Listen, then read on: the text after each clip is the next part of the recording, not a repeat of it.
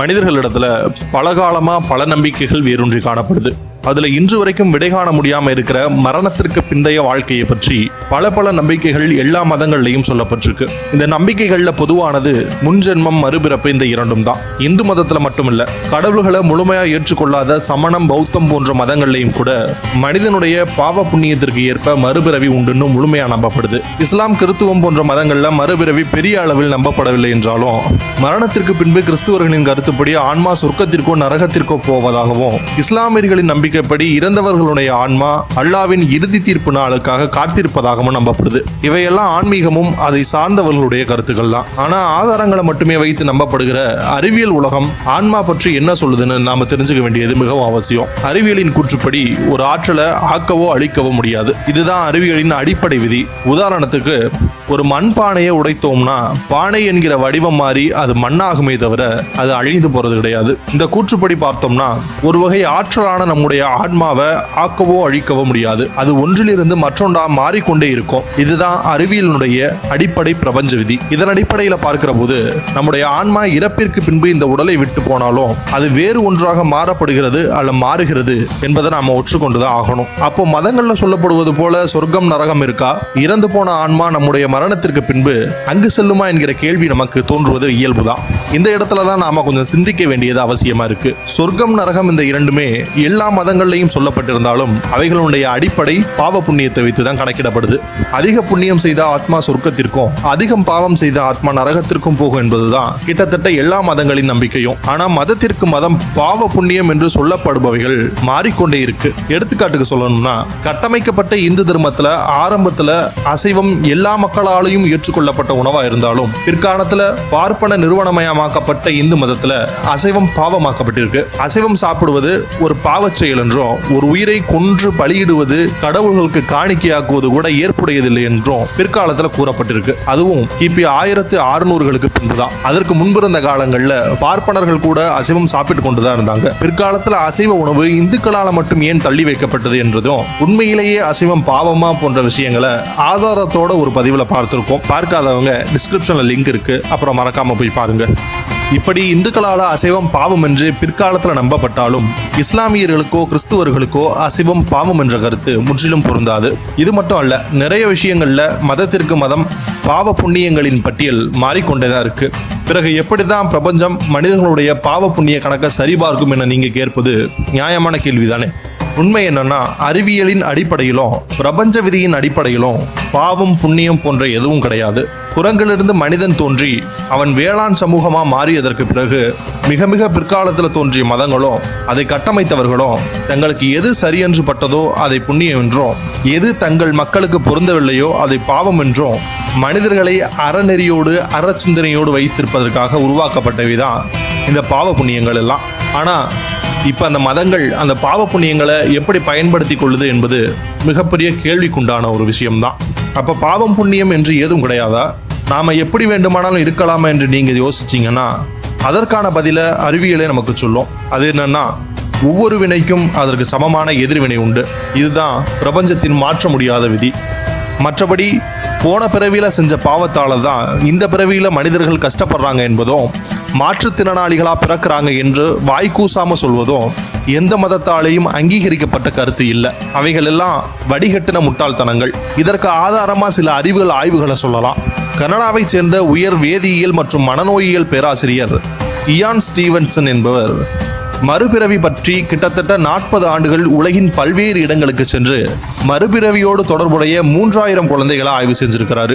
அதுல 35% மேற்பட்டவர்களுக்கு முன் ஜென்மத்தை பற்றிய நினைவுகளும் தடயங்களும் துல்லியமா இருப்பதை தன்னோட ஆய்வின் மூலம் வெளியிட்டிருக்காரு. அதுல பெரும்பாலானோர் இந்திய குழந்தைகள் தான். அது மட்டும் இல்லாம 1936 டிசம்பர் 6 பிறந்த சாந்தி தேவி என்கிற பெண் குழந்தைக்கு 1940, அதாவது தன்னுடைய 4வது வயதுல தன்னுடைய முன் ஜென்மத்தை பற்றிய ஞாபகம் வந்தது. போன ஜென்மத்துல தான் டெல்லியில் இருந்து 140 கிலோமீட்டர் தொலைவில் உள்ள மதுராங்காங்கிற ஊர்ல பிறந்ததாகவும், அங்க கேதார்நாத் என்கிற தொழிலதிபரை திருமணம் செய்து கொண்டதாகவும், தனக்கு குழந்தை பிறந்து 10 நாட்கள்ல தான் இறந்து போனதாகவும் சொல்லியிருக்காங்க சாந்தி தேவி. முதல்ல இந்த சிறு குழந்தையினுடைய பேச்சை நண்பம் எடுத்த பெற்றோர்களும் சுற்றத்தார்களும் பின்பு அந்த குழந்தையினுடைய தீவிரத்தை புரிஞ்சுக்கிட்டு அதை விசாரிக்க முற்படுறாங்க. இதை ஆராய்ஞ்சு பார்க்கும்போது சாந்தி தேவி சொன்னது அனைத்தும் உண்மை என்றும், போன ஜென்மத்தில் அந்த சாந்தி தேவியினுடைய பெயர் ஒடுக்கி தேவி என்பதும், அவர் கேதார்நாத் என்கிறவரை திருமணம் செஞ்சு குழந்தை பிறந்து 10 நாட்கள்ல இறந்து போனதையும் கண்டுபிடிச்சிருக்காங்க. சாந்தி தேவியின் முன்ஜென்ம கணவரான கேதார்நாத் என்பவரும் அதை ஒத்துக்கொண்டிருக்கிறாரு. அந்த காலகட்டங்களில் உயிரோடு இருந்த மகாத்மா காந்தி கூட சாந்தி தேவியினுடைய முன்ஜென்ம அனுபவத்தை 2 குழுக்கள் அமைத்து ஆய்வு செய்து உண்மை என ஒத்துக்கொள்ளவும் செஞ்சிருக்கிறாரு. சமீபத்தில் Times magazine 100 most influencing peoples என்ற பட்டியலை வெளியிட்டுச்சு. அதுல இடம் பெற்றிருந்த உலகறிந்த அறிவியலாளர் ராபர்ட் லான்சா கூட தன்னுடைய ஆய்வுல மனிதன் இறந்ததற்கு பிறகு அவனுடைய சூப்பர் கான்சியஸ்னஸ், அதாவது தன் உணர்வு எனப்படுகிற ஆன்மா அழிவதில்லை என்றும் அது வேறு பிரபஞ்சத்திற்கு சென்று சேருவதற்கான வாய்ப்பு இருப்பதாகவும் சொல்றாரு. ஆனா இந்த அறிவியல் ஆய்வுகளும் ஆய்வாளர்களும் மறுபிறவி முன்ஜென்மம் இருக்குன்னு சொல்றாங்களே தவிர, பல பேர் கையெல்லாம் பிறக்கிறாங்க, கால் இல்லாம பிறக்கிறாங்க, கண் இல்லாம பிறக்கிறாங்க, வீடு இல்லாம பிறக்கிறாங்க, பல நோய்களோட பிறக்கிறாங்க. இறைவன் கருணையானவர் எல்லாத்தையும் ஒரே மாதிரி படைச்சிருக்கீங்க, அப்படி படிக்கல. ஒருத்தன் கோடீஸ்வரனா இருக்கான், ஒருத்தன் ஏழையா இருக்கான், ஒருத்தன் இப்படி இருக்கான், ஒருத்தன் அப்படி இருக்கான், ஒருத்தன் கிரிமினலா இருக்கான், ஒருத்தன் நல்லவனா இருக்கான், ஒருத்தன் ஹீரோவா இருக்கான், ஒருத்தன் ஹீரோ மாதிரி இருக்கான். ஏன் இந்த மாற்றங்கள்? போன ஜென்மத்துல நீங்க என்ன செஞ்சீங்களோ அதை பொறுத்து உங்களுக்கு இந்த பிறவி கொடுக்கப்பட்டிருக்கிறது. இது மாதிரியான முட்டாள்தனமான கருத்துக்களை யாரும் முன்வைக்கல. இதற்கெல்லாம் ஆதாரமும் இல்லை. பாவ புண்ணியங்களும் நன்மை தீமைகளும் இன்னும் ஏன் கடவுள்களும் கூட ஊருக்கு ஊர் நாட்டுக்கு நாடு மாறிக்கொண்டேதான் இருக்கிறாங்க. இன்னும் சொல்ல போனா இந்தியாவின் பழைய வேதங்கள்ல சொல்லப்பட்ட 33 கடவுள்கள்ல இப்போ 6-7 கடவுள்கள் தான் நம்ம வழிபாட்டிலேயே மிச்சம் இருக்காங்க. சரி, இதை எப்படி புரிஞ்சுக்கலாமா? ஒவ்வொரு மதத்திற்கும் தனித்தனி சொர்க்கமோ, அந்த சொர்க்கத்திற்கு செல்கிற போது நீ நம்மாளா, நீ அவகாளா, உன் பேர் என்ன, உங்க பேரை சொல்லுங்க. உங்களுடைய பெயர் என்ன சார்? உங்களுடைய பெயர் என்ன sir? if you are asking me a question, I will ask the question என்று கேட்டுவிட்டு அருள் புரிகிற கடவுள்கள் இருப்பதா எனக்கு தெரியல. அப்படி கேட்பவர்கள் கடவுளாகவே இருக்க முடியாது என்பது என்னுடைய கருத்து. உங்க கருத்தை கமெண்ட்ல சொல்லுங்க.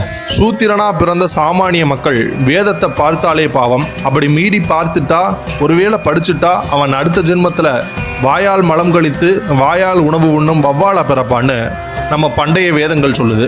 சூத்திர மக்கள் படிச்சுட்டா அவன் காதலை ஈயத்த காட்சி ஊத்தணும் அப்படின்னு நம்ம சாஸ்திரங்கள் சொல்லுது. இதுல எது சரி எது தவறுன்னு நீங்க தான் முடிவு செஞ்சுக்கணும். அதனாலதான் இவற்றையெல்லாம் போதித்த குருகுலங்களை ஒழித்து விட்டு எல்லோருக்கும் கல்வி தரக்கூடிய பள்ளிக்கூடங்களை நாம ஊர் முழுக்க திறந்து இந்த அளவுக்கு உயர்ந்திருக்கோம். 67,000 குருகுலங்களுக்கு மேல இந்தியா ஃபுல்லா இருந்தது. 3,23,000 குருகுலங்களுக்கு மேல இருந்தது. அனைத்தும் அழிக்கப்பட்டது. ஒரு மந்திரத்தை படிச்சீங்கன்னா நெருப்பு மலை வரும், ஒரு மந்திரத்தை படிச்சீங்கன்னா உடல் நோய் குணமாகும், ஒரு மந்திரத்தை படிச்சீங்கன்னா இங்கிருந்து அங்க பறந்து போவான். மறுபடியும் இது போன்ற ஆட்களை அதே பள்ளிக்கூடங்களுக்குள்ள நுழைய விட்டு மீண்டும் குருகுலங்களை துறக்க வேண்டும், அக்னி மழை பெய்ய வேண்டும், நெருப்பு மழை பெய்ய வேண்டும் என்று சொல்வதெல்லாம் மீண்டும் நம்மளை முட்டாளாக்கும் வேலைதான். மறுஜென்மம், முற்பிறவி, பாவ புண்ணியம் எல்லாம் நம்ம கைகள்ல இல்ல, அது பிரபஞ்சத்தோட வேலை. அதை நல்லா புரிஞ்சுக்கோங்க.